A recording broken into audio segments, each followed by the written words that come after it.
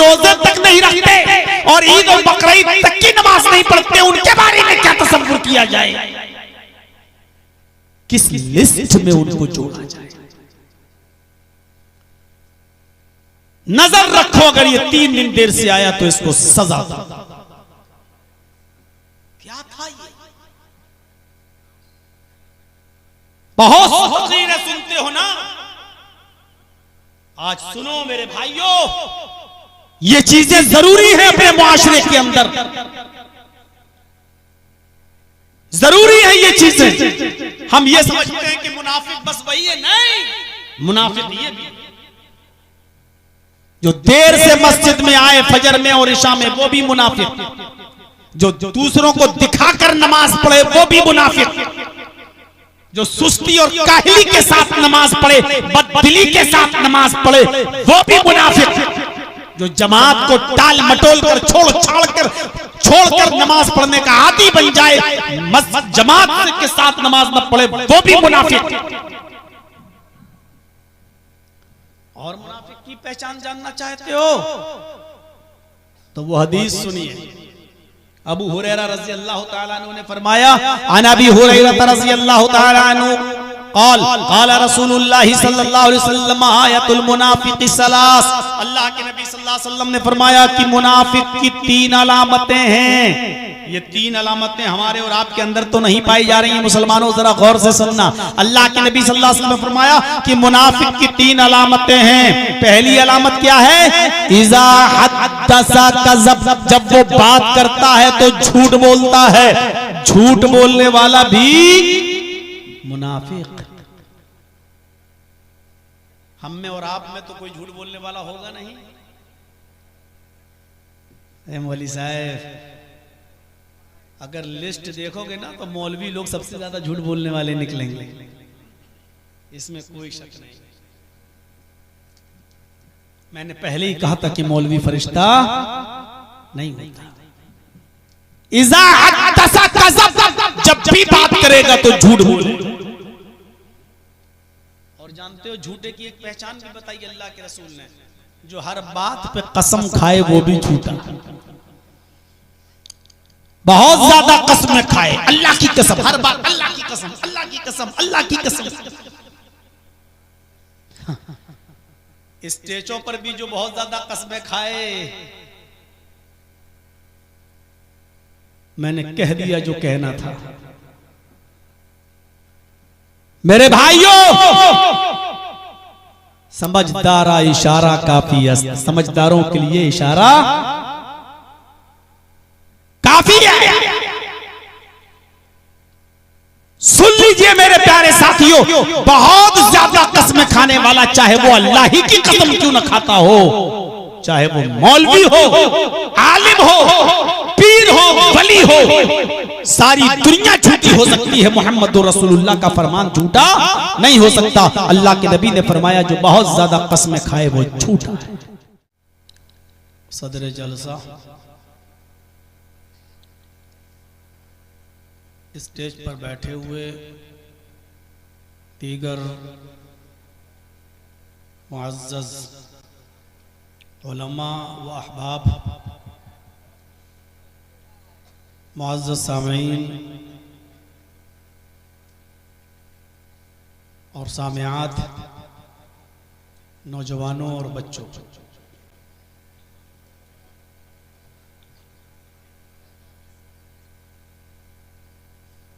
कुरान करीम की सूरह बकरा से चंद आयतें मैंने आपके सामने तिलावत की है, वो उसके दूसरे रुकू की है, जिसमें अल्लाह तबारक व तआला ने इंसानियत की सबसे खतरनाक किस्म का तस्करा किया है। हम इंसानियत को 3 पार्ट्स में डिवाइड कर सकते हैं। इंसानियत को 3 हिस्सों में हम तकसीम कर सकते हैं। मोमिन और दूसरी किस्म काफिर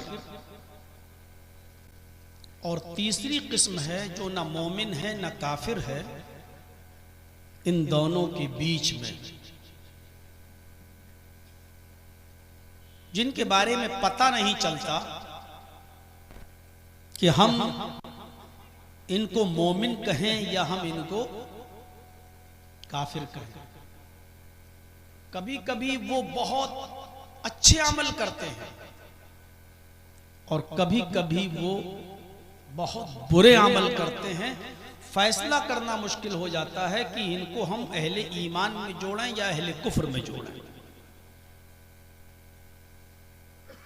इंसानियत की ये तीसरी किस्म कहलाती है मुनाफिक। आज मैं इंसानियत की इसी सबसे खतरनाक किस्म के बारे में कुछ बताना चाहता हूं आपको। पहली किस्म है मोमिन की, वो जन्नती। दूसरी किस्म है काफिरों की, वो जहन्नमी। मोमिनों के लिए कहा गया है उलाइका अला हुदम मिन रब्बिहिम व उलाइका हुमुल मुफ्लिहून। यही लोग अपने रब की हिदायत पर हैं और यही लोग कामयाब होने वाले हैं। ये मोमिनों के लिए कहा गया है, यानी जन्नती है। और काफिरों के लिए कहा गया है वलहुम अज़ाबुन अज़ीम। इनके लिए बहुत बड़ा अजाब है, ये जहन्नमी है। लेकिन इंसानियत की जो तीसरी किस्म है मुनाफिक, उसके बारे में अल्लाह रब्बुल आलमीन ने फरमाया वलहुम अज़ाबुन अलीमुम बिमा कानू यक्ज़िबून। इनके लिए दर्दनाक अजाब है, बड़ा दुख और तकलीफ देने वाला अजाब है। देखिए, तीनों किस्मों के बारे में पहले सुनिए। मोमिनों के बारे में अल्लाह ने क्या कहा? ये अपने रब की हिदायत पर हैं और ये कामयाब होने वाले हैं, यानी जन्नती। और काफिरों के लिए क्या कहा? इन्नल्लज़ीना कफरू सवाउन अलैहिम अअंज़रतहुम अम लम तुनज़िरहुम ला युमिनून खतमल्लाहु अला कुलूबिहिम व अला समइहिम व अला अब्सारिहिम गिशावा व लहुम अज़ाबुन अज़ीम। ये काफिरों के बारे में कहा कि उनके लिए बहुत बड़ा अजाब है, वो हमेशा जहन्नम में रहेंगे, अजाब में रहेंगे। मोमिन और काफिर वाज़े है, लेकिन मुनाफिकों के बारे में पता नहीं चलता है।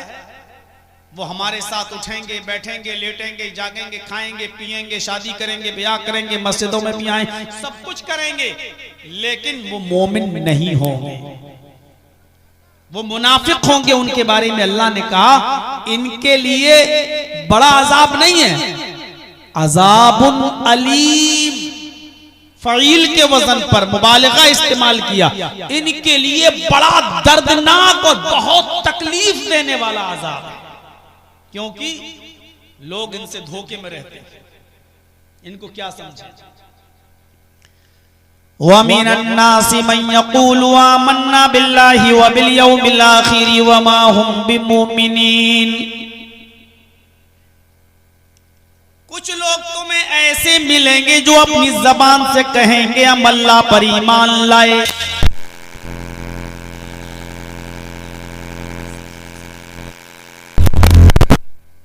वो कहेंगे हम अल्लाह को मानते हैं,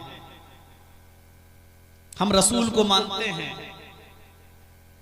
हम तकदीर को मानते हैं, हम जन्नत को मानते हैं, हम जहन्नम को मानते हैं, हम फरिश्तों को मानते हैं। इकरार करेंगे। मन यक़ूलु आमन्ना बिल्लाहि व बिल यौमिल आखिर, और वो कहेंगे हम कयामत के दिन पर भी ईमान रखते हैं। लेकिन अल्लाह ने फरमाया वमा हुम बिमुमिन।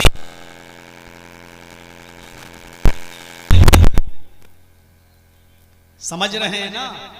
सिर्फ जबान से कहेंगे हम मोमिन हैं, जबान से कहेंगे हाँ एक दिन कयामत आएगी, हम कयामत पर भी ईमान रखते, जबान से कहेंगे, लेकिन हकीकत यह है कि वो मोमिन नहीं होंगे। युखादिऊन अल्लाह वल्लज़ीना आमनू वो अल्लाह को धोखा देने की कोशिश करेंगे, वो मोमिनों को धोखा देना चाहेंगे। अल्लाह को धोखा देने वाले होंगे, वो मोमिनों को धोखा देंगे। अल्लाह धोखे में आ नहीं सकता, और जो पक्का सच्चा मोमिन है वो भी धोखे में नहीं आ सकता। अल्लाह को धोखा दे रहे हैं। जुमे जुमे मस्जिद में आ गए, पूरा हफ्ता गायब, ये धोखा देना है। अल्लाह अल्लाहु अकबर भी कह रहे हैं, अल्हम्दुलिल्लाह रब्बिल आलमीन रहमान रहीम भी पढ़ रहे हैं, अशहदु अल्ला इलाहा इल्लल्लाह व अशहदु अन्ना मुहम्मदन अब्दुहु व रसूलुहु ये भी पढ़ रहे हैं। और सैटरडे गायब, संडे गायब, मंडे गायब, पूरा हफ्ता गायब। मुसलमानों को भी धोखा दे रहे हैं। देखो हम भी मुसलमान हैं, तुम्हारे साथ नमाज पढ़ते हैं, जुमे के दिन आते हैं, शनिचर नहीं, इतवार नहीं, सोम नहीं, मंगल नहीं, बुध नहीं, जुमरात नहीं, जुमा फिर आ गए, पूरे हफ्ते गायब, जुमे को फिर आ गए। अब मुसलमान भी समझ रहा बेचारा कि हाँ ये मुसलमान है, बेचारा जुमा तो पढ़ता है। तो अल्लाह क्या कह रहा है कि अल्लाह को धोखा देने की कोशिश कर रहे हैं और मुसलमानों को भी धोखा देना चाहते हैं। हालांकि अल्लाह धोखे में आने वाला नहीं है, और जो पक्का सच्चा मुसलमान होगा वो भी धोखे में नहीं आएगा। ये हमारे बगल में अमीन साहब बैठे हैं, मान लो 5 वक्त के नमाजी हैं और तहज्जुद की नमाज भी पाबंदी से पढ़ते हैं। अब इनके बगल में मैं खड़ा हो गया, मैं हफ्ते में 1 दिन नमाज पढ़ता हूं, जुमे के दिन, अल्लाह अकबर। अब ये सोच रहे हैं, या अल्लाह मैं पूरे हफ्ते नमाज पढ़ता हूं, फजर भी नहीं छूटती, तहज्जुद भी नहीं छूटती, तब मैं अपने आप को मुसलमान समझता हूं, और जर्जी साहब तो सिर्फ जुमे जुमे नमाज पढ़ रहे हैं, ये भी मुसलमान हैं। तो क्या एक दिन हफ्ते में मस्जिद में आने वाला भी मुसलमान है? अगर एक दिन भी मस्जिद में आने के बाद अगर हमारा इस्लाम बाकी है, हमारा ईमान बाकी है, तो हमें सर्दियों में फजर की नमाज रोजाना पढ़ने की क्या जरूरत? हमें रात में उठकर तहज्जुद की नमाज पढ़ने की क्या जरूरत? जब हमारा ईमान बाकी है, हफ्ते में 1 वक्त की नमाज पढ़ने से, सिर्फ जुमे जुमे मस्जिद में नमाज पढ़ने से भी जब हम मुसलमान हैं, तो पूरा हफ्ता हमें नमाज पढ़ने की जरूरत क्या है? अब ये सोच रहे हैं। फिर अचानक कहते हैं, नहीं नहीं साहब, मैं धोखे में नहीं आऊंगा। जर्जी साहब, आप अपनी कब्र में जाओगे, मैं अपनी कब्र में जाऊंगा, तुम अल्लाह के सामने अपना हिसाब दोगे, मैं अपना हिसाब दूंगा। तुम मस्जिद में 1 दिन आते हो, तुम जानो, तुम्हारा काम जाने, लेकिन मैं कभी नमाज नहीं छोड़ूंगा। तो जो पक्का सच्चा मोमिन होगा वो कभी धोखे में नहीं आएगा। तो अल्लाह ने यही कहा, ये अल्लाह को धोखा देने की कोशिश कर रहे हैं, ये मोमिनों को धोखा देना चाहते हैं। नहीं, वमा यख्दऊना इल्ला अनफुसहुम, ये अपने आप को धोखा दे रहे हैं, ये अपने आप को धोखा दे रहे हैं। सोच रहे हैं कि अल्लाह हमें मुसलमान समझ रहा है, ये मुसलमान भी हमें मुसलमान समझ रहे हैं, ये अपने आप को धोखे में डाले हुए हैं।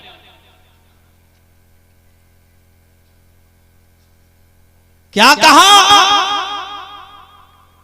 युखादिऊन अल्लाह वल्लज़ीना आमनू वमा यख्दऊना इल्ला अनफुसहुम वमा यशऊरून फी कुलूबिहिम मरज़ुन फज़ादहुमुल्लाहु मरज़ा, इनके दिलों में शक की बीमारी है, शक में पड़े हैं, पता नहीं जन्नत है भी या नहीं, जहन्नम है भी या नहीं। चलो मरेंगे तब देखा जाएगा जन्नत है भी कि नहीं। ये मुल्ला मौलवी ऐसे ही चिल्लाते रहते हैं। इतना भीड़ तो है नहीं आप लोगों की जो शोर कर रहे हैं। भाई थोड़ा सा बैठ जाइए, पीछे वालों को दिक्कत ना हो।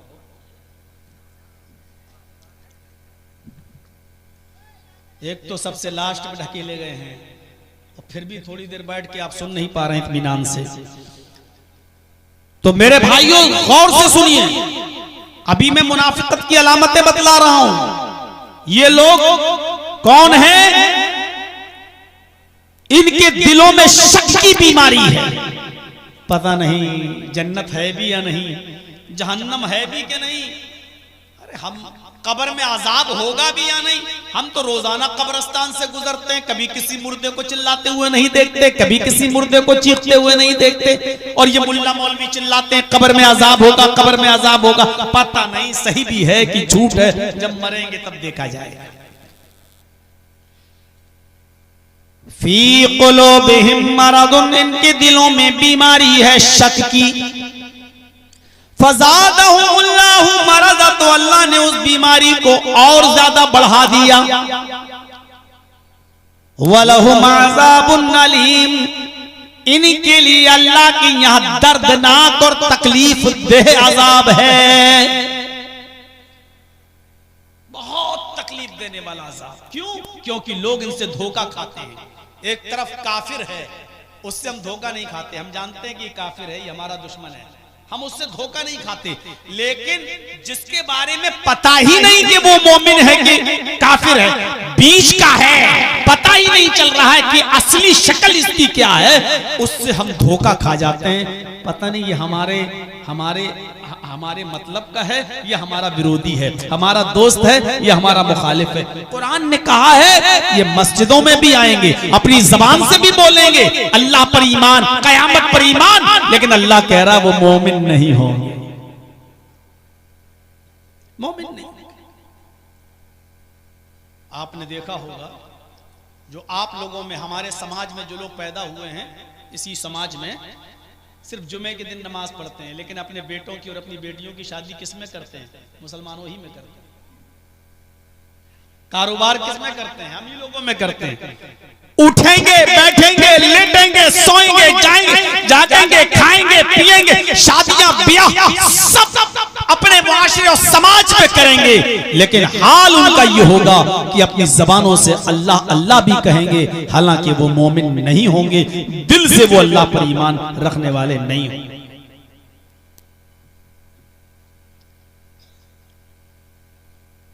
जानते हो इनकी एक पहचान अल्लाह ने क्या बताई? ये पहचान अगर किसी मुसलमान के अंदर है, हमारे और आपके अंदर, तो समझ लो कि मुनाफिकत है हमारे और आपके अंदर मुनाफिकत है। पहचान सुनिए क्या बताई अल्लाह ताला ने इन मुनाफिकों की। इन्नल मुनाफिकीन युखादिऊन अल्लाह व हुवा खादिऊहुम, मुनाफिक अल्लाह को धोखा देना चाहता है, हालांकि वो अपने आप को धोखा देता है। अब पहचान देखिए, वइज़ा कामू इलस्सलाति कामू कुसाला, जब नमाज पढ़ने के लिए खड़ा होता है तो वो बहुत सुस्ती और बददिली के साथ नमाज पढ़ता है। पता ये चला जो मुनाफिक होंगे वो नमाज भी पढ़ेंगे। और अल्लाह ने मुनाफिक की पहचान क्या बताई? जब वो नमाज पढ़ने के लिए खड़ा होता है तो बददिली के साथ। मसलन इधर अजान की आवाज आई, अल्लाहु अकबर, अल्लाहु अकबर, अब उसने उठा, फिर लेट गया, फिर थोड़ी देर के बाद उठा, जल्दी से उठा, सुस्ती के साथ वुजू बना रहा, कुल्ला कर रहा। अब बहुत मरे हुए दिल से थोड़ा सा और लेट हो जाता है मुअज्जिन, और 15 मिनट सो लेता तो अच्छा होता। और अब मस्जिद में जा रहा है, 2 रकात निकल गई, 3 निकल गई। ये बददिली के साथ नमाज तो पढ़ रहा है, लेकिन बददिली के साथ। जो नमाज नहीं पढ़ रहा है उसकी बात तो मैं कर ही नहीं रहा हूं, वो अपने अंजाम के बारे में खुद सोचें कि उनका अंजाम क्या होगा। मैं उनकी बात कर रहा हूं जो नमाज पढ़ते हैं लेकिन बददिली के साथ। या इधर अजान की आवाज आ रही है, अल्लाहु अकबर, अल्लाहु अकबर, इधर मैच देख रहे हैं, थोड़ा सा रुक जाओ यार, अरे 2-3 ओवर और रह गया, इसके बाद जाएंगे। अब मैच पूरा देख लिया, अब हम जा रहे हैं नमाज पढ़ने के लिए। जब तक वुजू बना के मस्जिद में पहुंची, जमात निकल गई। ये है बददिली के साथ नमाज पढ़ने वाला, ये मुनाफिकत है, मुनाफिकत। हमारी दुकान है कपड़े की, एक मिसाल दे रहा हूं, अजान की आवाज आई, 2-3 कस्टमर बैठे हुए हैं। अब हम अच्छा चलो भाई जल्दी करो, अजान हो गई, नमाज पढ़ने जा रहे हैं। अब कपड़ा दिखाने में लग गए, दूसरे को भी कपड़ा दिखा रहे हैं। अच्छा ठीक है, इन दोनों कस्टमरों को पहले निपटा दूं, उसके बाद जाता हूं नमाज पढ़ने। अब दोनों कस्टमरों को कपड़ा खरीद देने में, बताने में इतनी देर लगा दी कि मस्जिद में पहुंचा, जमात निकल गई। ये है बददिली के साथ नमाज पढ़ना, और ये मुनाफिकत है, मुनाफिकत। ये आदमी ना मोमिन है ना काफिर है, बीच वाला है। हम धोखे में पड़ जाते हैं ऐसे लोगों से। हाँ ये भी मुसलमान है भाई, नमाज पढ़ रहा, देर से सही लेकिन आ तो रहा है मस्जिद में। इन्नल मुनाफिकीन युखादिऊन अल्लाह व हुवा खादिऊहुम। मुनाफिक अल्लाह को धोखा देना चाहता, हालांकि वो अपने आप को धोखा दे रहा है। वइज़ा कामू इलस्सलाति कामू कुसाला। जब वो नमाज पढ़ने के लिए खड़ा होता है तो बहुत ही सुस्ती के साथ, बददिली के साथ नमाज पढ़ता है। और जब नमाज पढ़ता है तो युराऊन अन्नास, लोगों को दिखाने के लिए नमाज पढ़ता है। अब जुमे के दिन मस्जिद में नमाज पढ़ने गया तो इसलिए गया कि मोहल्ले वाले कहेंगे देखो जुमे तक की नमाज नहीं पढ़ता है। एक जुमा पढ़ा, पूरे हफ्ते नहीं आया, जुमे के दिन आया, वो भी ये सोचकर अगर हम जुमे की भी नमाज नहीं पढ़ेंगे तो लोग क्या कहेंगे, देखो यार वो जुमे तक की नमाज नहीं पढ़ता। जर्जी साहब ने अजान सुनी, मस्जिद में चले गए नमाज पढ़ने के लिए। क्यों गए? इतने बड़े मौलाना, लोग कहेंगे देखो अजान सुनकर भी मस्जिद में नमाज पढ़ने नहीं जा रहा, इसलिए जर्जी साहब मस्जिद में नमाज पढ़ने चले गए। एक हाजी साहब ने जल्दी से दुकान बंद की, अजान की आवाज सुनी, मस्जिद में चले गए। क्यों? लोग कहेंगे देखो हज करके आया है, इतनी लंबी दाढ़ी रख लिया फिर भी नमाज नहीं पढ़ रहा। नमाज पढ़ते हैं लेकिन लोगों को दिखाने के लिए। ये कौन है? मोमिन नहीं है। ये कौन है? मुनाफिक है। जरा सोचिएगा कहीं ऐसा तो नहीं जर्जी साहब जो बातें बोल रहे हैं वो हमारे ऊपर ही पूरी उतर रही हो। हर आदमी सोचे, मैं किसी एक पर नहीं ढल रहा हूं, इसमें हम मौलवी भी शामिल हैं, इसमें हम उलमा भी शामिल हैं। मौलवी कोई फरिश्ते नहीं होते हैं, दूध के धुले नहीं होते हैं, वो भी इंसान होते हैं। गौर से सुनिए, इनकी पहचान यह है कि जब भी नमाज पढ़ने खड़े होते हैं तो बददिली के साथ, सुस्ती और काहिली के साथ नमाज पढ़ते हैं और लोगों को दिखाने के लिए नमाज पढ़ते हैं। ये है और जानते हो पहचान इनकी? अल्लाह के नबी सल्लल्लाहु अलैहि वसल्लम ने फरमाया कि मुनाफिकों के ऊपर ईशा की नमाज और फजर की नमाज बोझल होती है, भारी होती है, सकील होती है। वो ईशा की नमाज में सुस्ती करते हैं और फजर की नमाज में सुस्ती करते हैं। जो आदमी फजर की नमाज देर से पढ़े और रोजाना देर से पढ़े, समझ लो कि वो आदमी के अंदर मुनाफिकत है, ईमान नहीं, निफाक उसके अंदर दाखिल हो गया। जो पढ़ता ही नहीं उसके बारे में मैं बोल ही नहीं रहा हूं। आज मुझे माफ कर दें वो लोग जो बिल्कुल नमाज नहीं पढ़ते, मैं उनके बारे में, वो अपने खुद सोच लें। जब नमाज पढ़ने वालों के बारे में यह बयान हो रहा है तो जो पढ़ते ही नहीं है उनका हाल क्या होगा, वो अपने बारे में थोड़ा सोच लें। जो ईशा की और फजर की नमाज में सुस्ती करते हैं। अब एक वाकया मैं आपके सामने सुनाने जा रहा हूं। बेटा बैठ जाओ ना, ऐसा जुमला बोलूंगा फिर शर्म की वजह से उठ ही नहीं पाओगे, फिर यहीं पेशाब करोगे। ये अच्छी बात नहीं है बीच बीच से उठना। जब आपको ज्यादा पेशाब आता है तो पहले ही पीछे बैठना चाहिए। अभी कोई ऑर्केस्ट्रा आ जाए नाचने वाली तो पेशाब भी रुक जाएगा, लैट्रिन भी रुक जाएगी। दुनिया में सबसे अच्छी आवाज कुरान की आवाज है, उसको सुनते वक्त ये क्या हो जाता है। मेरे भाइयों सुनिए, हजरत उमर फारूक रजी अल्लाह तआला अन्हु के जमाने में, उमर फारूक रजी अल्लाह तआला अन्हु जब गश्त करते थे तो कभी इस शहर, कभी उस शहर, कभी उस शहर, कभी उस शहर। एक मर्तबा जब किसी दूसरे शहर में पहुंचे मदीना के अलावा, तो वहां फजर की नमाज जब पढ़ने के लिए गए तो सब लोग आ गए मस्जिद में। हजरत उमर फारूक ने नमाज पढ़ाई और नमाज पढ़ाने के बाद जब सलाम फेरा और चेहरा जब नमाजियों की तरफ किया, चेहरा जब मुक्तदियों की तरफ किया, तो क्या देखते हैं, एक आदमी की एक रकात छूट गई। होता ही है, यहां तो जोहर में भी छूटती है, असर में भी छूटती है, मगरिब में भी छूटती है, और फजर में, वो फजर में छूटी थी। भाई इंसान है, पेशाब पायखाने में देर लग सकती है, कभी आंख भी लग सकती है देर से भी। उस जमाने में मोबाइल का जमाना नहीं था, अलार्म का जमाना नहीं था, घड़ियां नहीं थी कि अलार्म लगा के सो जाओ, इसलिए कभी देर से भी आंख खुल सकती। सुनिए मेरे साथियों, हजरत उमर फारूक ने देखा कि एक आदमी खड़े होकर नमाज पढ़ रहा है। अब वो देखने लगे ऐसे, ये एक रकात पढ़ रहा है कि दो रकात पढ़ रहा है। तो उसने एक रकात पढ़ के सलाम फेर दिया। क्यों?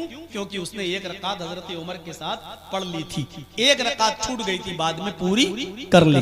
जब हजरत उमर बाहर निकले नमाज पढ़ाने के बाद, तो अपनी जो खुफिया पुलिस होती है, जिसको हम सीआईडी बोलते हैं, सीआईडी, हजरत उमर ने सीआईडी वाले को बुलाया जो खुफिया पता लगाता है, चोरी जासूसी करता है। उसके किसी से कहा, सुनो, वो आदमी जो वहां बैठा है जिसकी एक रकात छूट गई है, बाद में उसने पढ़ा है, उसका नाम अपनी डायरी पर लिख लो, उसका नाम अपनी डायरी पर लिख लो, और उसको कल भी देखना देर से आया और परसों भी देखना देर से आया।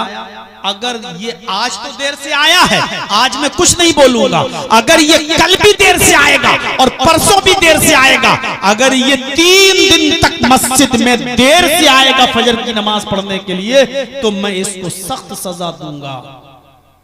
सीआईडी वाले ने कहा, अमीरुल मोमिनीन, ये आदमी बराबर नमाज में आता है, कल भी आया था, परसों भी आया था, इसलिए मैं कह रहा हूं कि आदमी गलत नहीं है। आज बेचारे को देर हो गई होगी, सो गया होगा, पेशाब है, लेटरीन है, जरूरियात जिंदगी है, किसी चीज में फंस गया होगा बेचारा, लेकिन ये आदमी नमाज छोड़ता नहीं है, आता है, आज कुछ वजह हो गई होगी। हजरत उमर ने कहा, अल्लाह करे कि तुम्हारी बात सही निकले, लेकिन फिर भी इसके ऊपर नजर रखना, कल भी और परसों भी, क्योंकि मैंने अल्लाह के नबी जनाब मोहम्मद रसूलुल्लाह को यह कहते हुए सुना कि फजर की नमाज में और इशा की नमाज में जो सुस्ती करते हैं वो मुनाफिक होते हैं। मोमिन आदमी, मुसलमान आदमी कभी भी फजर में और इशा में सुस्ती नहीं करेगा। अगर इस आदमी के अंदर अल्लाह ने मुनाफिकत पैदा कर दी होगी तो ये कल भी देर से आएगा और परसों भी देर से आएगा। अगर ये 3 दिन मस्जिद में देर से आया, फजर की नमाज में ताखीर से आया, लेट करके आया, तो मैं इसको सख्त सजा दूंगा। अब अंदाजा लगाइएगा, हम और आप मोमिन कहलाने के लायक हैं। हम सिर्फ एहसास पैदा कर रहे हैं, हम किसी को काफिर नहीं कह सकते। इतनी जर्जीस में हिम्मत नहीं है कि वो किसी पर कुफ्र का फतवा लगा दे। लेकिन हम इन वाकयात की रोशनी में ये पूछना चाहते हैं कि वो एक दिन लेट हुआ था तो डायरी में नाम लिखवा दिया गया, जो पूरे हफ्ते मस्जिद में ना आए, उसके बारे में क्या ख्याल किया जाए। और बहुत से लोग तो जुमा तक नहीं पढ़ते हैं, उनके बारे में क्या तसव्वुर किया। जो लोग रमजान के रोजे तक नहीं रखते और ईद और बकरीद तक की नमाज नहीं पढ़ते, उनके बारे में क्या तसव्वुर किया जाए, किस लिस्ट में उनको जोड़ा जाए। नजर रखो, अगर ये 3 दिन देर से आया तो इसको सजा दो। क्या था ये? बहुत फकीर सुनते हो ना, आज सुनो मेरे भाइयों, ये चीजें जरूरी है अपने मुआशरे के अंदर, जरूरी है ये चीजें। हम ये समझते हैं कि मुनाफिक बस वही है, नहीं, मुनाफिक ये भी जो देर से मस्जिद में आए फजर में और इशा में, वो भी मुनाफिक। जो दूसरों को दिखाकर नमाज पढ़े, वो भी मुनाफिक। जो सुस्ती और काहली के साथ नमाज पढ़े, बददिली के साथ नमाज पढ़े, वो भी मुनाफिक। जो जमात को टाल मटोल कर छोड़कर नमाज पढ़ने का आदी बन जाए, जमात के साथ नमाज न पढ़े, वो भी मुनाफिक। और मुनाफिक की पहचान जानना चाहते हो तो वो हदीस सुनिए। अबू हुरैरा रज़ी अल्लाह तआला अन्हु ने फरमाया, अन अबी हुरैरा रज़ी अल्लाह तआला अन्हु क़ाल रसूलुल्लाह सल्लल्लाहु अलैहि वसल्लम आयतुल मुनाफिक़ि सलास। अल्लाह के नबी सल्लल्लाहु अलैहि वसल्लम ने फरमाया कि मुनाफिक की 3 अलामतें हैं। ये 3 अलामतें हमारे और आपके अंदर तो नहीं पाई जा रही हैं। मुसलमानों जरा गौर से सुनना। अल्लाह के नबी सल्लल्लाहु अलैहि वसल्लम ने फरमाया कि मुनाफिक की 3 अलामतें हैं। पहली अलामत क्या है? इज़ा हद्दसा कज़ब, जब वो बात करता है तो झूठ बोलता है। झूठ बोलने वाला भी मुनाफिक। हम में और आप में तो कोई झूठ बोलने वाला होगा नहीं। मौलवी साहब, अगर लिस्ट देखोगे ना तो मौलवी लोग सबसे ज्यादा झूठ बोलने वाले निकलेंगे, इसमें कोई शक नहीं। मैंने पहले ही कहा था कि मौलवी फरिश्ता नहीं होता। इज़ा हद्दसा कज़ब, जब भी बात करेगा तो झूठ बोलेगा। और जानते हो झूठे की एक पहचान भी बताई अल्लाह के रसूल ने, जो हर बात पे कसम खाए वो भी झूठा। बहुत ज्यादा कसमें खाए, अल्लाह की कसम, हर बात अल्लाह की कसम, अल्लाह की कसम, अल्लाह की कसम। स्टेजों पर भी जो बहुत ज्यादा कसमें खाए, मैंने कह दिया जो कहना था। मेरे भाइयों, समझदारा इशारा काफी है। समझदारों के लिए इशारा काफी है। सुन लीजिए मेरे प्यारे साथियों, बहुत ज्यादा कसमें खाने वाला, चाहे वो अल्लाह ही की कसम क्यों न खाता हो, चाहे वो मौलवी हो, आलिम हो, पीर हो, वली हो, सारी दुनिया झूठी हो सकती है, मोहम्मद रसूलुल्लाह का फरमान झूठा नहीं हो सकता। अल्लाह के नबी ने फरमाया जो बहुत ज्यादा कसमें खाए वो झूठा है। अरे हो गई एक आध बार कसम पूरे दिन में, हर बात पे कसम, हर बात पे कसम। दुकान खोले बैठे जर्जी साहब, मोबाइल की दुकान, अटैची की दुकान, कपड़े की दुकान, अल्लाह की कसम भाई इसमें मार्जिन बहुत कम है, कुछ नहीं बच रहा है, 7-10 रुपए बच रहे हैं, सिर्फ हम 10 रुपए भी नहीं कमाए, अपने बीवी। अरे अल्लाह की कसम भाई कपड़ा बहुत अच्छा, अरे अल्लाह की कसम, अपनी औलाद की कसम खा के कह रहे हैं कि बिल्कुल, जो बहुत ज्यादा कसमें खा खा कर बात करे, कपड़ा उससे बिल्कुल मत खरीदिए, समझ लीजिए कि वो झूठा है। ये आदमी बहुत बड़ा झूठा है, बहुत बड़ा। और झूठ मुनाफिकत पैदा करता है इंसान के अंदर, मुनाफिकत। अल्लाह के नबी जनाबी मोहम्मद रसूलुल्लाह सल्लल्लाहु अलैहि वसल्लम के पास एक शख्स आता है, सुनन दारमी की रिवायत है, सुनते जाइएगा मेरे भाइयों, बड़ी मुबारक हदीस सुनाने जा रहा हूं। वो आदमी आया और आने के बाद कहता है कि मैं नया नया मुसलमान हूं अल्लाह के रसूल। आपने कहा मुबारक हो इस्लाम तुम्हें। उसने कहा आमीन। अय अल्लाह के रसूल, मेरे अंदर 4 बुराइयां पाई जाती हैं, इन बुराइयों में से एक बुराई छोड़ सकता हूं आपके कहने के मुताबिक। 4 बुराइयां पाई जाती हैं मेरे अंदर, लेकिन एक बुराई छोड़ सकता हूं बस। अगर आप हमसे कहेंगे कि मौलाना जर्जी साहब मेरे अंदर इतनी बुराइयां हैं, मैं एक छोड़ूं तो मैं कहूंगा भाग, छोड़ना हो तो सब छोड़। एक छोड़ देगा बकिया सब करेगा, ऐसे छोड़ने से क्या फायदा। कोई कहे कि मैं चोरी भी करता हूं, मैं ये भी करता हूं, मैं ये भी करता हूं, मैं ये भी करता हूं, आप बताइए एक छोड़ दूं तो मैं क्या कहूंगा, बे पागल है क्या, एक छोड़ के क्या फरिश्ता बनना चाहता है तो। लेकिन अल्लाह के रसूल की हिकमत देखिए, दानाई देखिए, होशियारी देखिए, सलाहियत देखिए, काबिलियत देखिए। उसने कहा मैं नया मुसलमान हूं और मेरे अंदर 4 बुराई पाई जाती है, लेकिन आप कहेंगे तो एक छोड़ दूंगा, चारों नहीं छोड़ सकता, एक छोड़ दूंगा। आपने कहा अच्छा ये बताओ कि क्या बुराई पाई जाती है, बुराइयां तो बताओ पहले क्या है। उसने कहा अल्लाह के रसूल मैं शराब पीता हूं। सबसे पहले बुराई क्या बताई, शराब। आपने कहा अच्छा दूसरा गुनाह। उसने कहा अल्लाह के रसूल मैं जिना भी करता हूं। जिना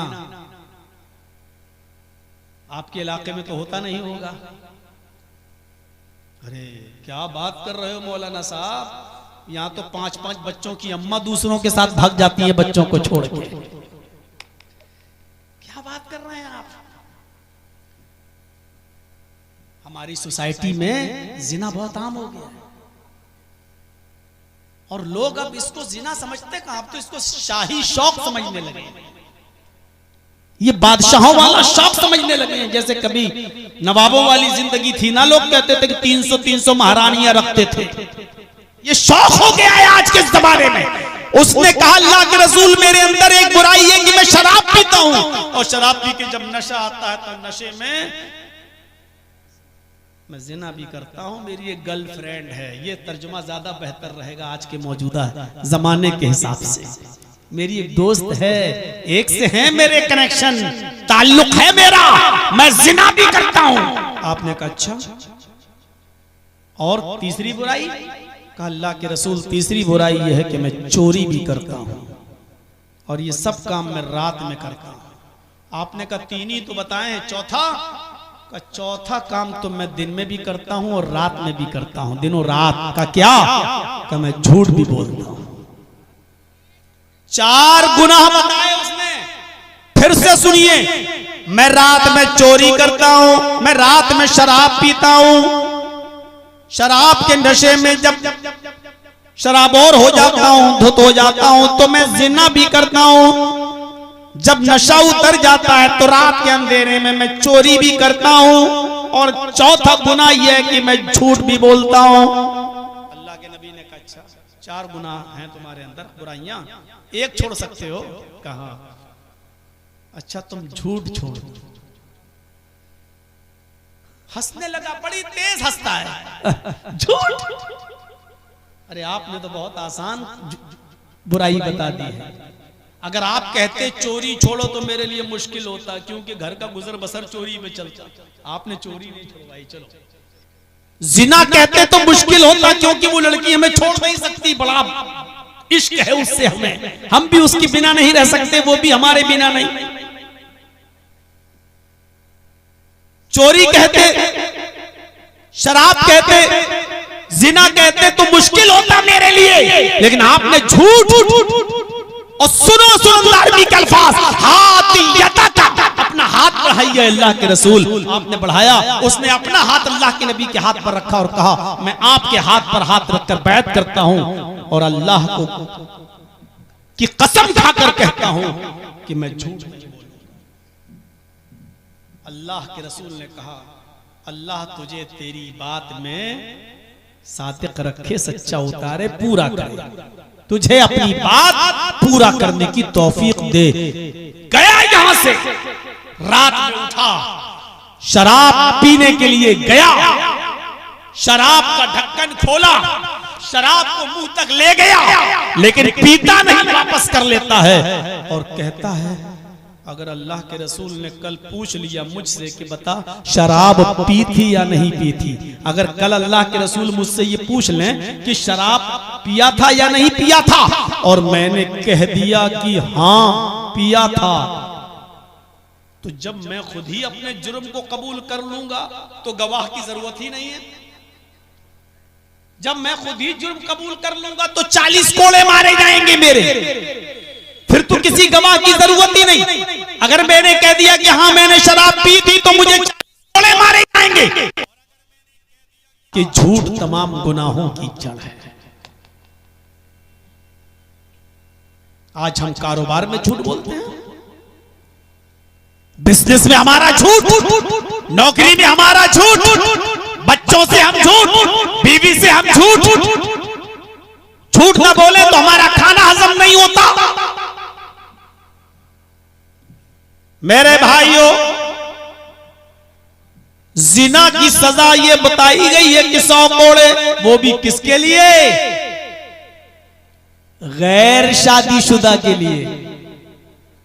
लेकिन शादीशुदा के लिए 100 कोड़े नहीं है।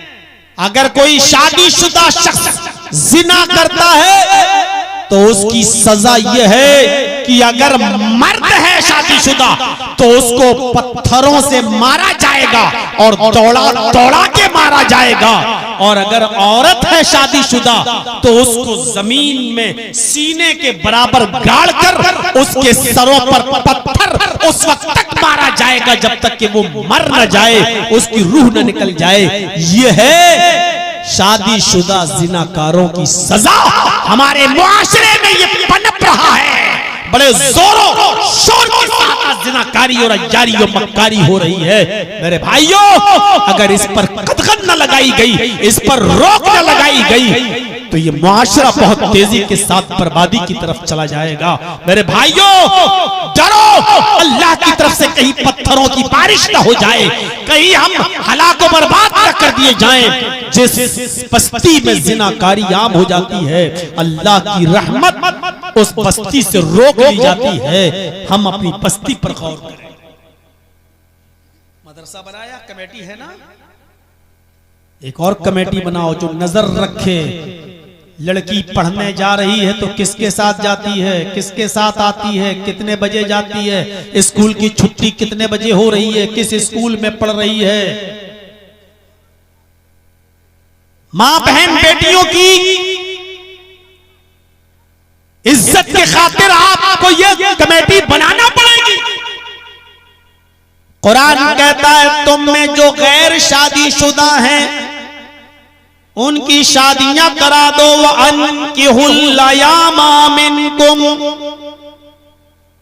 जो गैर शादीशुदा हैं तुम उनकी शादियां करा दो।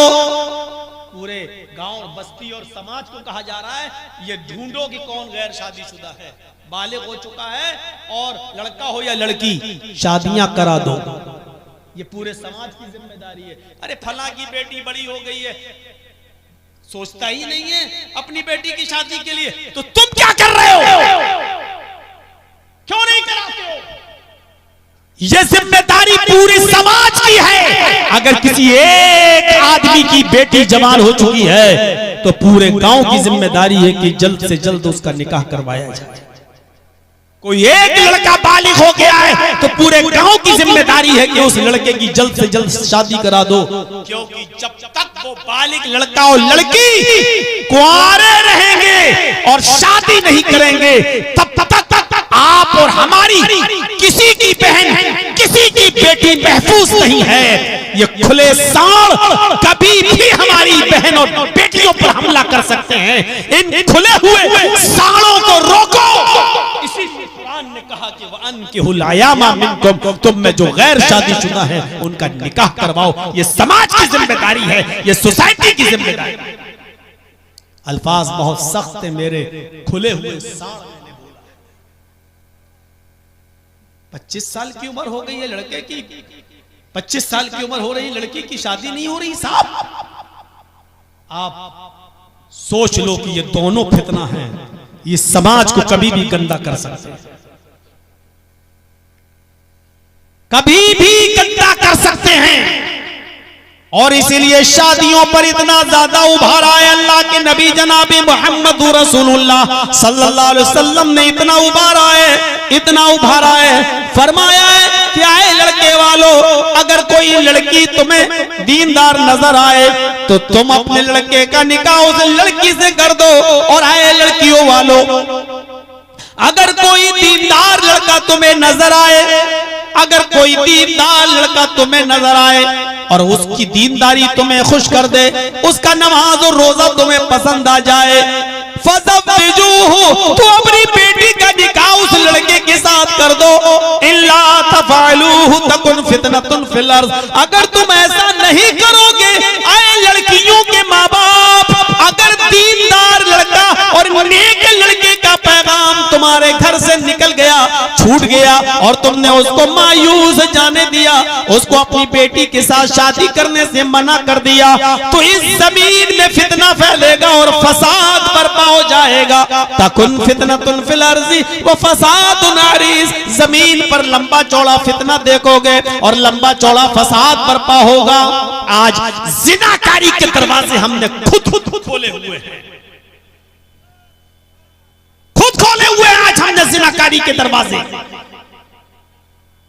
लड़कियों के हाथों में मोबाइल हमने दे रखा है, खुली हुई इजाजत हमने दे रखी है। की इजाजत खुले तौर पर हमने दे रखी है।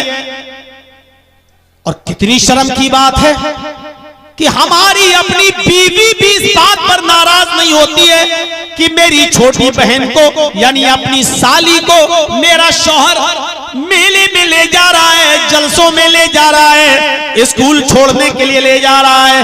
न बाप के ऊपर कोई फर्क पड़ता है, खुद हमारी बीवी के ऊपर भी फर्क नहीं पड़ता है। और लोगों सुन लो, मसला याद रखना, तुम्हारी बीवी की इजाजत के बावजूद और तुम्हारे ससुर की इजाजत के बावजूद भी तुम अपनी बीवी की बहन को यानी अपनी साली को अपनी बाइक पर बिठाकर न स्कूल छोड़ने जा सकते हो, न उसको मायके छोड़ने जा सकते हो, न ला सकते हो, न तुम अपनी साली के साथ बैठकर अपनी बीवी की मौजूदगी में भी उसके साथ खाना भी नहीं खा सकते हो। जो इस्लाम तुम्हारी बीवी की मौजूदगी में भी तुम्हारी साली के साथ बैठकर खाना खाने की इजाजत न देता हो, वो तुम्हारी बाइक पर बैठकर स्कूल छोड़ने की इजाजत कैसे देगा? यही हुक्म साली के लिए भी है और यही हुक्म भाई के लिए भी है, भाभी के लिए भी है। तुम्हारे भाई की परमिशन के बावजूद भी तुम अपनी भाभी को अपनी बाइक पर नहीं बिठा सकते हो। भाई ने कह दिया जाओ भाभी को ले आओ, तेरे बाप का राज चल रहा है।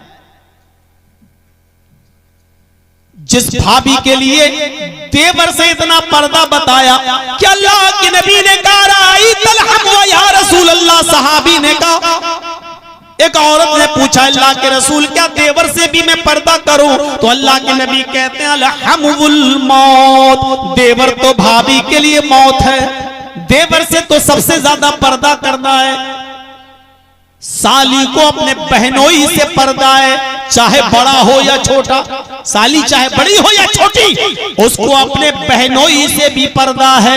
इसलिए कि तुम्हारी बीवी के इंतकाल के बाद साली से निकाह करना जायज हो जाता है मेरे भाइयों, और जिससे निकाह करना जायज हो उस औरत को उससे पर्दा भी करना है।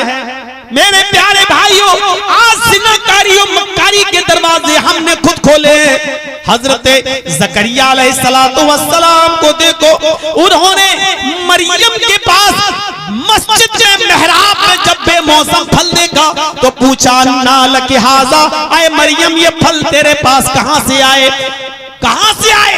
वो मरियम जिन्होंने ईसा अलैहिस्सलाम को अपने पेट से पैदा किया, वो मरियम जिन्होंने बगैर शौहर के बेटा दिया, वो मरियम जिन्होंने बगैर शौहर के ईसा को जना, वो मरियम, वो ईसा जो बगैर बाप के अपनी मां मरियम के पेट से बाहर आए, वो मरियम जिनकी पाक दामनी का ऐलान अल्लाह रब्बुल आलमीन ने किया, जिनके पाक और साफ होने का और पाक और साफ होने की गवाही अर्श वाले ने दी, उस मरियम से पूछा जा रहा है आए मरियम ये बेमौसम फल तेरे पास कहां से आए? तो हजरत मरियम जवाब देती है काल धिया काल हुआ मिन इंदिल्लाह, ये सारे के सारे फल अल्लाह के पास से आए। जब मरियम से सवाल किया जा सकता है तो हमारी बेटियों से क्यों नहीं पूछा जा सकता है? हमारी लड़कियों से और हमारी बहनों से सवाल क्यों नहीं किए जा सकते हैं? ज़िनाकारी के दरवाजे हमने खुद खोले हैं। तो मुनाफिक की पहली पहचान ये बताई, इज़ा हद्दसा कज़ब, जब बात करता है तो झूठ बोलता है। और दूसरी पहचान बताई व इज़ा वादा खलफ, जब वादा करता है तो वादा खिलाफी करता है। यहाँ जितने बैठे हैं कोई वादा खिलाफी तो करता नहीं होगा, माशाअल्लाह सब मोमिन हैं। वादा खिलाफी, किसी से वादा कर दिया और मुकर गए। शादियों में ज्यादा होता है, एक लड़का एक लड़की की शादी तय हो गई, रिश्ता लग गया, लड़की वालों ने देखा कि इससे भी अच्छा लड़का मिल गया और सर्विस वाला मिल गया, सरकारी नौकरी मिल गई, इस लड़के में ऐब लगाकर रिश्ता तोड़ लिया और दूसरे के साथ जब वादा कर लिया तो कर लिया। हजरत अब्दुल्ला इब्ने उमर के इंतकाल का वक्त जब करीब आया, मरजुल मौत में मुब्तला हुए तो उन्होंने फरमाया कि फला नौजवान को बुलाओ। लोगों ने कहा आपकी तबीयत ज्यादा खराब है, उस नौजवान को कौन जाएगा बुलाने? कहा जल्दी से उस नौजवान को बुलाओ, मैंने उस नौजवान से एक वादा किया था और उससे ये कहा था कि जब मेरी बेटी बालिग हो जाएगी तो मैं अपनी बेटी का निकाह तुम्हारे साथ कर दूंगा, मैं अपनी बेटी का निकाह तुम्हारे साथ कर दूंगा। मेरी बेटी बालिग हो गई है, जल्दी से उस नौजवान को बुलाओ, अगर मेरी जिंदगी में आता है तो मैं खुद अपनी बेटी का हाथ उसके हाथ में दे दूंगा, मैं खुद निकाह पढ़वा दूंगा, और अगर उसके आने से पहले मेरा इंतकाल हो जाए तो ऐ लोगों मैं इजाजत दे के जा रहा हूं कि मेरे इंतकाल के बाद मेरी बेटी का निकाह उस नौजवान से कर देना, क्योंकि मैंने उससे वादा किया था। ये था वादा। हजरत उमर ने एक ईसाई से जिसको कत्ल की सजा थी उसकी गर्दन उड़ाना फर्ज था, हजरत उमर फारूक ने उसकी गर्दन जब उड़ाना चाही तो जोर जोर से चिल्लाने लगा, पानी पानी पानी, मुझे प्यास लगी है। हजरत उमर ने कहा, लोगों इस आदमी को जरा पानी ला कर दे दो, ये आदमी प्यासा है, ऐसा ना हो कि मैं इसकी गर्दन उड़ा दूं और लोग बाद में ये कहें कि उमर ने किसी को पानी पीने तक की मोहलत नहीं दी, इसको पानी पिला दो, ये पानी पानी चिल्ला रहा है। जब उसको पानी दिया गया तो वो पानी पी नहीं रहा है। हजरत उमर ने कहा, तूने पानी मांगा, मैंने तुझे पानी दे दिया। वो कहने लगा, अमीरुल मोमिनीन मुझे डर लगता है कहीं तू वादा खिलाफी न कर जाए, पानी पीने के लिए दिया और मैं पीने लगूं तो तू मेरी गर्दन पे तलवार न मार दे। हजरत उमर ने कहा, ऐ यहूदी, ऐ ईसाई, तू मुझे जानता नहीं है कि मैं मुसलमान हूँ और कभी झूठ नहीं बोलता और वादा खिलाफी नहीं करता। मैंने पानी तुझे दे दिया, ये पानी पी ले, और मैं वादा करता हूँ जब तक तू इस पानी को पी नहीं लेगा मैं तेरी गर्दन पे तलवार नहीं चलाऊंगा। उसने फौरन पानी का गिलास उठाकर जमीन पर फेंक दिया और कहा कि उमर, मैं जानता हूँ कि मुसलमान कभी झूठ नहीं बोलता और मुसलमान कभी वादा खिलाफी नहीं करता। अभी अभी आपने मुझसे वादा किया है कि जब तक तू उस पानी को पी नहीं लेगा जो तेरे हाथ में है मैं तेरी गर्दन पे तलवार नहीं चलाऊंगा। मैंने वो पानी फेंक दिया, ना मैं वो पानी पीऊंगा और ना आपकी तलवार मेरी गर्दन पर चलनी चाहिए। हजरत उमर ने कहा, इसको छोड़ दो, क्योंकि मैंने इससे वादा किया था, मुझे डर लगता है इसकी गर्दन अगर मैं उड़ा दूं तो अल्लाह के यहाँ मैं मुनाफिक बनकर न उठाया जाऊं, क्योंकि वादा खिलाफी के जुर्म में कहीं मैं मुनाफिक न बन जाऊं। हजरत उमर ने अपना वादा पूरा किया, और जब वादा पूरा किया तो उसने भी देखा कि उमर ने जब वादा पूरा किया तो वो भी इस्लाम ले आया और वो भी मुसलमान हो गया। तो मुसलमान होता है जो वादा खिलाफी नहीं करता, और जो वादा तोड़ता है वो मोमिन नहीं, वो मुनाफिक होता है। और तीसरी चीज बताई मुनाफिक की पहचान, वह इज़्ज़त बिना खाना, जब अमानत रखी जाती है तो खयानत करता है। अमानत में खयानत बहुत बुरी चीज है, अमानत में खयानत। नौजवानों, एक वाकया सुनाऊंगा, जरा सुन लीजिएगा, बहुत दिलचस्प वाकया मैं सुना रहा हूं आपको। आज हमने अमानतों को क्या समझ रखा है, क्या समझ रखा है। एक बहुत बड़े मुहद्दिस गुजरे हैं जिनका नाम है शाह अब्दुल अजीज मुहद्दिस।